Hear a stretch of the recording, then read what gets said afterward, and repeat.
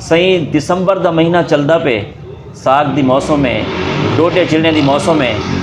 अब्बासी साहब साढ़े नाल मौजूद हैं, उमर फयाज साहब भी साढ़े नाल मौजूद हैं। आप डायरैक्टर हैं ब्राइट फ्यूचर साइंस अकैडमी कैंपुर दे। ते सही साग दे हवाले नाल तुहाडी क्या राय है, क्या आखसो?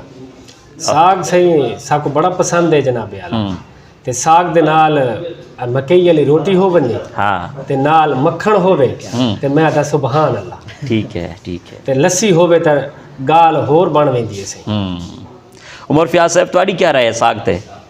मैं तो यही चाहूँगा कि जिस तरह मिर्ज़ा गालिब को आम पसंद थे, उनसे पूछा गया था कि आम आपको किस हद तक पसंद है।